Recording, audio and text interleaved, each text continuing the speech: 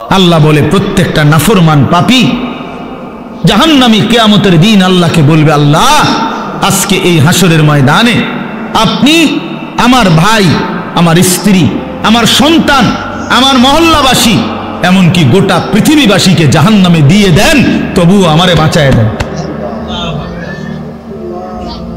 ওয়ামান ফিল আরদি জামিআ, প্রয়োজনে জমিনের সমস্ত মানুষকে জাহান্নামে দেন, সুম্মা ইউনজি, তবু আমারে বাঁচিয়ে দেন। এমন আগুন আমি সইতে পারবো না মাওলা। কারণ কোরআন শরীফে আছে যে সরাসরি হাসরবাসী আখিরাতে হাসরের মাঠে ফেরেশতারা জাহান্নামকে টেনে আনবে। ওয়াজিআ ইয়াউমাইদিন বিজাহান্নাম, জাহান্নামকে দুই চোখে দেখবে মানুষ। এই দেখেই তখন প্রতিটা নাফরমান বলবে, মাওলা এমন ভয়ানক আগুন যেটা ধাউ ধাউ করে জ্বলতেছে, তীব্র জাহান্নামের গর্জন, টকবক করতেছে আগুন। আল্লাহর নবী বলবেন, জাহান্নামের বিকট গর্জনে গোটা হাসরের ময়দানের ইমানদার নাফরমান, আরে নবী আউলিয়া সিদ্দিক পর্যন্ত চিৎকার দিয়া বলবে, ইয়া রব্বি নফসি নফসি। জিব্রাইলের মতো সাহাবী ফেরেশতা, ফেরেশতাদের কোনো গুনাই নাই, চিন্তাও নাই, সেই জিব্রাইলের মতো ফেরেশতা হাদিসে আছে হাসরের ময়দানে জাহান্নামের দিকে তাকাইয়া মাটির মধ্যে নিজের হাত বাইরেতে হাত বাড়ি দিতে দিতে করতে বলবে, ইয়া রব্বি সাল্লিম সাল্লিম, আয় মাওলা আমারে বাঁচান, আমারে বাঁচান, আমারে বাঁচান, আমাকে। আল্লাহ তাআলা বলেন কাল্লা, কিন্তু আল্লাহ বলে কখনোই না। ইন্নাহা লাযা, রব্বুল আলামিন বলেন এটা জ্বলন্ত ধাউ ধাউ করে প্রজ্বলিত আগুন। নাযাতাল লিশাওয়া, রব্বুল আলামিন বলেন ফরমান এই মুহূর্তে জাহান্নামের আগুনে ফেলা হবে, প্রথম সেকেন্ডেই, প্রথম মিনিটেই। নাযাতাল লিশাওয়া, সারা দেহের গোশত চামড়া হাড্ডি প্রথম মিনিটেই, এক সেকেন্ডেই একদম জ্বলে ভুনা হয়ে যাবে। নাযাতান অর্থ এটা মাশবি, মানে ফ্রাই ফ্রাই ফ্রাই হয়ে যাবে, ভুনা হয়ে যাবে, ভুনা এক মিনিটেই ভুনা হয়ে যাবে।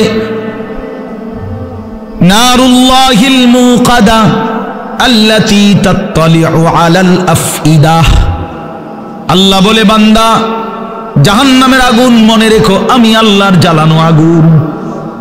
এই আগুন তো আমি জ্বালাইছি। কে জ্বালাইছে? এই আগুন আমি আল্লাহর জ্বালানো আগুন। দুনিয়ার তোমরা লাকড়ি জমা করে তোমরা আগুন জ্বালাইছো এমন না, জাহান্নামের আগুন আমি আল্লাহর, নারুল্লাহিল মুকাদা, আমি আল্লাহর প্রজ্বলিত আগুন। অতএব আমার এই আগুনে যখন ফেলা হবে, আল্লাতী তাত্তালিউ আলাল আফইদাহ, দুনিয়ার আগুন যখন কারো দেহের মধ্যে লাগে, ছুটাছুটি করে কিংবা পানি দিয়ে যে কোনোভাবে যদি রক্ষা করা যায়, তাইলে হয়তো হাত পুড়ে গেছে বাকিটা বাইচা গেছে, পাও পুড়ে গেছে বাকিটা বাইচা গেছে, এমন হয় কিনা?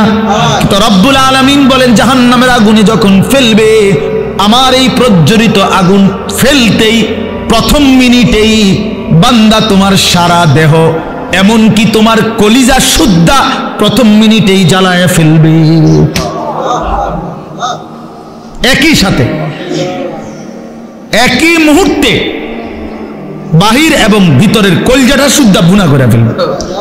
আল্লাতী তাত্তালিউ আলাল আফইদা, আফইদা। কি মনে করছো নওজোয়ান? আগে নয়তো সিদ্ধান্ত নাও আখিরাত নাই, এবার বেডি চাও, কোনো অসুবিধা নাই। তুমিও ল্যাংটা হয়ে যাও, ছবিও দেখো ল্যাংটা। দেখো যুবক, আমি বললাম তুইও লুঙ্গি খুলে ফেল, কাপড় খুলে ফেল নাফরমান, আর নর্তকীও দেখ, তোর কাপড়ও খুলে ফেল, নর্তকীর কাপড় তো খোলাই, যা দেখে না। তবে আগে শর্ত হলো একথা বুঝাপড়া করে নাও, কারোর সাথে হিসাব মিলাইয়া নাও যে আসলে যে হুজুররা বলে কবর হাসর আখিরাত, এটি আসলে মিছা কথা নেই, এই কথা কারোর থেকে জিজ্ঞাসা করে নাও। কথা বুঝেন নাই আমার? এটা যদি ফয়সালা হয়ে যায় যে হ্যাঁ এগুলো নাই, তো ঠিক আছে বন্ধু, নাচো গাও ফুর্তি করো, যা মন চায় তাই করো, কিন্তু এ কথার তো কোনো কাফেরও আজ পর্যন্ত বলে নাই যে কবর, হাসর, আখেরাত নাই। না, হিন্দুরাও তো স্বর্গ নরক কয়, কয় না? কথা বলেন না কেন? হিন্দুরা মরলে আমরা যেরকম কই মরহুম, হেরাদে কয় স্বর্গীয় উমুক। তো হিন্দুরাও তো বলে এটা। কাফের বেঈমানও তো বুঝে পরকাল, তুমি বুঝো না কেন? কাফের বেঈমানের পরকালের ধারণা ভুল ধারণা, মানে পরকাল মানে, কিন্তু পরকালের ব্যাপারে তারা যেই ধ্যান ধারণা এটা তাদের ভুল।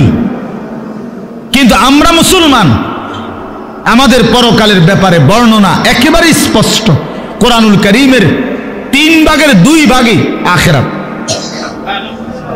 আখিরাত নবী সাল্লাল্লাহু আলাইহি সাল্লামের সারা জিন্দেগীর চোখের পানি উম্মতের জন্য যে কাঁদছেন 23টা বছর। কি জন্য? যে আল্লাহ 23 বছর নবী কাঁদছেন উম্মতের জন্য। কেন? দুনিয়ায় যেন বাত মাসে কষ্ট না পায় উম্মত, এজন্যই তো না? কথা বলেন। উম্মত যেন বাতে মাসে কষ্ট না পায়, দুনিয়ায় বউ বাচ্চা লইয়া যেন সুখে চলতে পারে, এই জন্যই তো নবীর 23 বছরের চোখের পানি, নাকি? তাহলে কি জন্য? কথা বলেন না, কোন জায়গার জন্য কাঁদছেন? তো সেই আখিরাত মিথ্যা, নবীর 23 বছরের চোখের পানি মিথ্যা। তাহলে আপনারা কি বুঝলেন বাবা? সর্বপ্রথম নিজের সংশোধনের দিকে শতভাগ নজর দিতে। ইয়া আইয়ুহাল্লাযীনা আমানু কু আনফুসাকুম ওয়া আহলিকুম নারা। আল্লাহ তাআলা বলেন, হে ঈমানদারগণ, তোমরা প্রত্যেকেই নিজেকে বাঁচাও এবং তোমাদের পরিবারের সদস্যদেরকে বাঁচাও নারান, জাহান্নামের আগুন থেকে। তাইলে আলাদাভাবে বলছে যে নিজেকে বাঁচাও, এরপরে বলছে স্ত্রী সন্তান পরিবার পরিজনকে বাঁচাও। তাহলে নিজেকে বাঁচাও, এটা আলাদা হুকুম, আলাদা হুকুম। এজন্য নিজের ফিকির করা, নিজের সংশোধন, আমার ঈমান, আমার নামাজ, আমার চরিত্র, আমার আখলাক, আমার চলাফেরা, আমার কথাবার্তা, আমার আচরণ, লেনদেন, এটা ঠিক করা। আমার কবর, আমার আখেরাত, আমার হাসর, আমার মিজান, আমার ফুলসিরাত, এই নিজের ফিকির করা। আমি মরলে আমাকে, আমার জিন্দিগি নিয়ে আমি চলে গেলাম, এরপরে পৃথিবীতে অনেক কিছু হইতে পারে, কিন্তু আমি তো নাই। আমার মৃত্যুর পরে পৃথিবীর সব মানুষ যদি চাঁদের দেশেও জায়গা, আমার লাভ কি? আমি তো নাই, আমি তো কবরে। এই জন্য নিজের ফিকির করা, ইমানের ফিকির, আমলের ফিকির, এটা খুব জরুরি।